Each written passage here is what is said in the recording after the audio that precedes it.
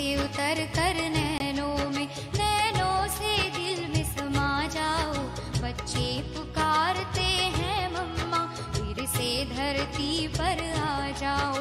यादों से उतर कर नैनों से दिल में समा जाओ। बच्चे पुकारते हैं मम्मा, फिर से धरती पर आ जाओ। फिर से धरती पर आ जाओ, फिर से धरती पर आ जाओ।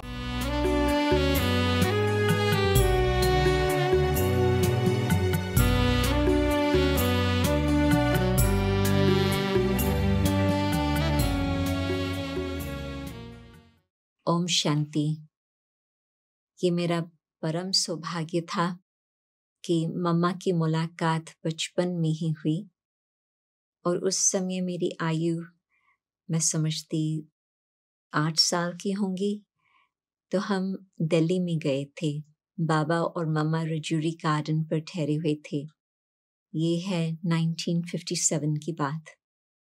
तो बाबा मम्मा के साथ उस समय मुलाकात रही, और बाबा तो प्यार का सागर, मुझे तो ग्रैंडफादर के रूप में लगता था बाबा।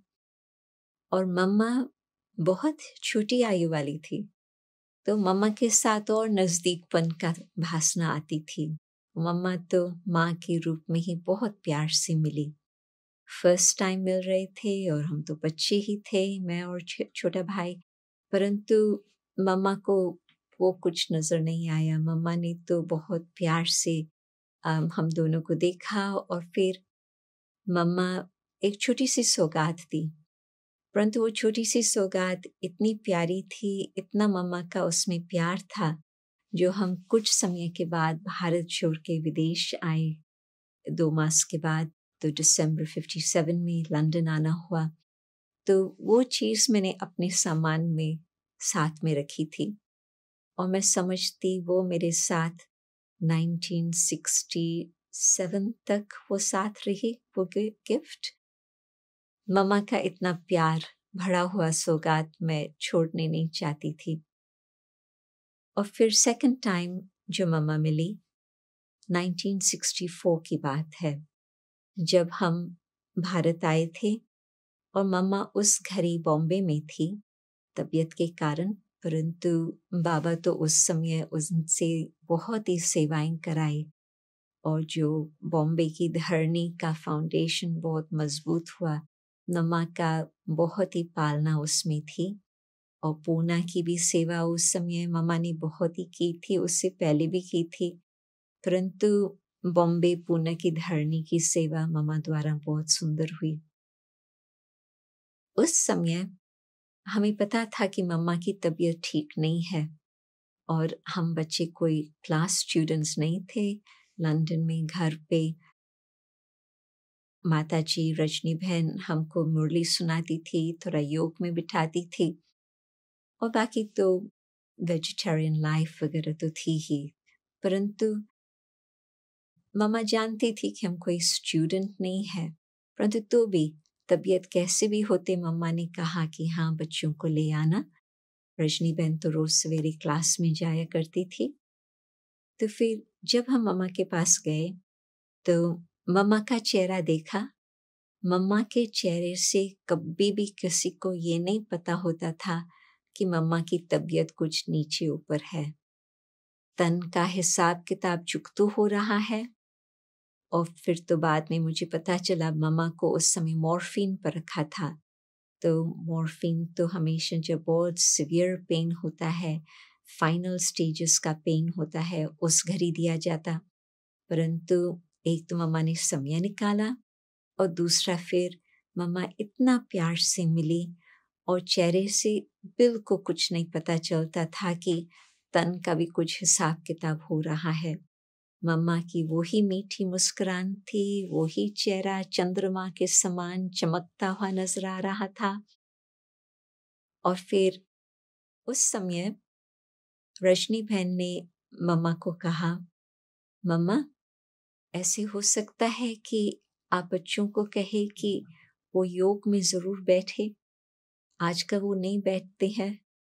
तो मम्मा हम दोनों बच्चों को देखकर, रजनी बहन को देख करके कहे कि वो अपने समय पर अपने आप ही योग करेंगे।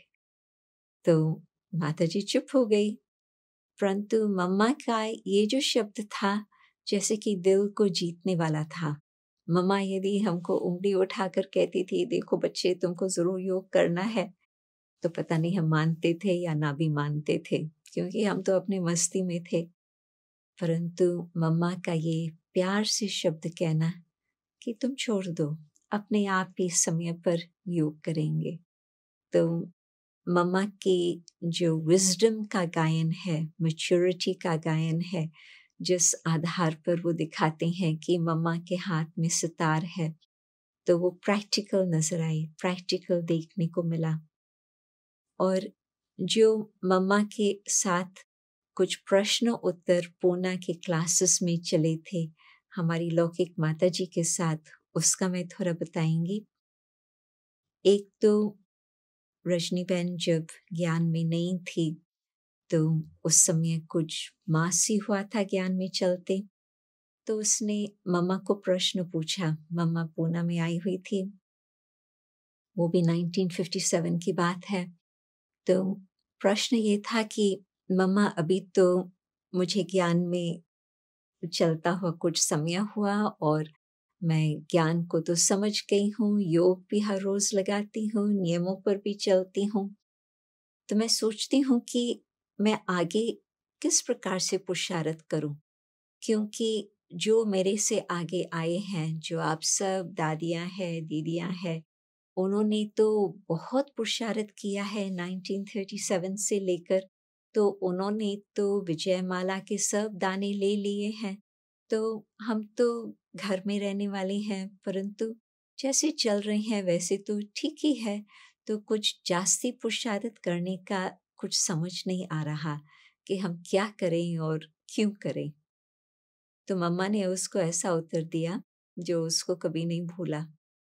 मम्मा ने कहा कि देखो, जब फिल्म टाइम होता है थिएटर पर जाना, फिल्म फलानी टाइम पर शुरू होने वाली है, तो जैसे जिसको जो वाहन होता उस अनुसार वो अपने घर से निकलता। मानो कि किसके पास बैलगाड़ी है तो उसको तो बहुत समय पहले निकलना पड़ेगा, धीरे धीरे आकर के टाइम पर पहुंचेगा। दूसरे किसके पास साइकिल है तो वो साइकिल पर थोड़ा बाद में निकलेगा।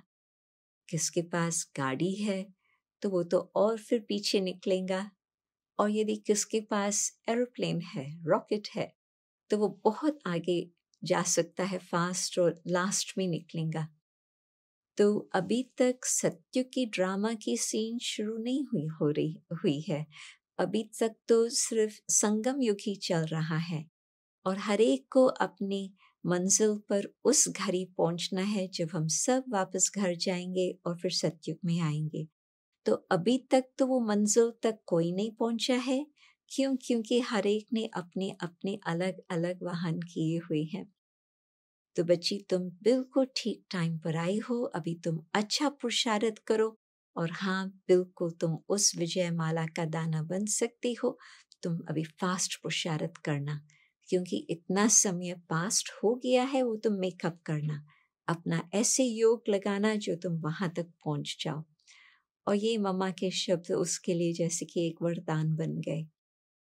और फिर एक दूसरा भी प्रश्न था, मम्मा हम आप जैसे कब बनेंगे? तो उसमें मम्मा ने मुस्कुराते प्यार से कहा, क्या तुमको लक्ष्मी बनना है? तो रजनी बहन ने कहा कि मैं लक्ष्मी तो नहीं बन सकती हूँ, परंतु आप जैसे मीठे बनने चाहती हूँ। तो मम्मा का बहुत मीठा उत्तर, तुम यही याद करो कि तुम्हारा स्वरूप ही है मीठापन। मैं शुद्ध आत्मा हूँ, मैं मीठी आत्मा हूँ, मैं शिव बाबा की संतान हूँ। जब तुम इस तरह से याद करेंगी तो वो मीठा संस्कार ही उत्पन्न होगा और कुछ उत्पन्न होगा ही नहीं। तो मम्मा ने पुरुषार्थ को भी बहुत सहज करके उसको दिया एक तो अभी भी समय है बहुत आगे फास्ट जाने का और पहुंचने के लिए, और फिर साथ साथ अपना जो ओरिजिनल स्वरूप है आत्मा का, हम उसको याद करें। ये न सोचे कि मैं कैसे वहां तक बनेंगी या कब बनेंगी, नहीं, मैं हूं ही वो।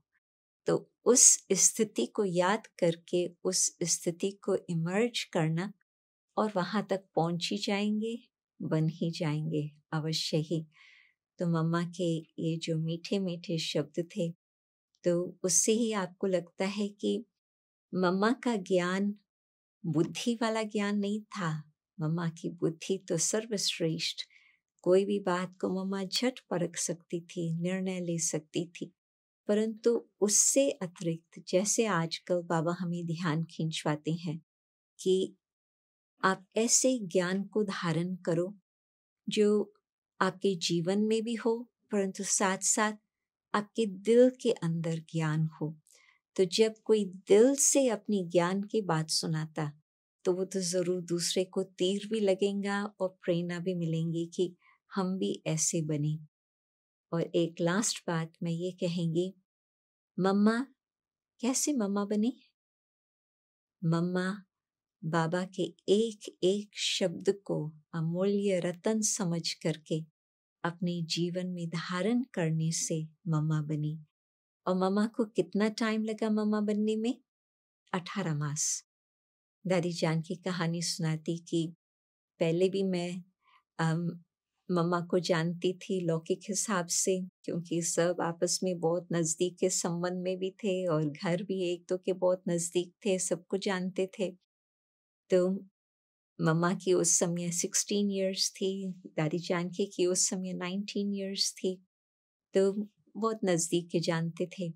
तो मम्मा तो बहुत फैशनेबल आदाद।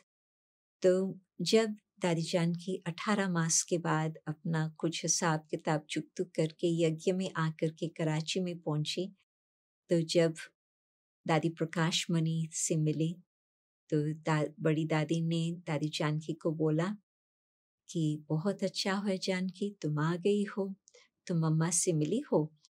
तो दादी ने सोचा कि यशोदा मैया के लिए कहती है मम्मा, तो उससे नहीं मिली थी, तो कहा कि मैं नहीं यशोदा मैया से मिली हूँ।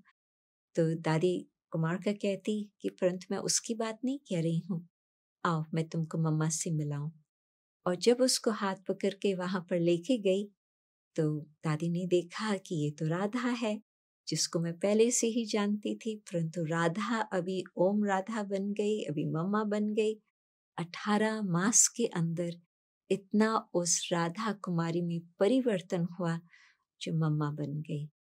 तो आप सोचो मम्मा का कितना गहरा आंतरिक पुरुषार्थ होगा, जो मम्मा ने अपनी वो स्टेज जो पकड़ी 18 मास के अंदर, और फिर आगे पुरुषार्थ करके अपनी अव्यक्त स्थिति को प्राप्त किया। तो मम्मा जैसे हम तीव्र पुरुषार्थी अभी भी बन करके अपनी मंजिल पर फास्ट पहुंच सकते हैं। ओम शांति।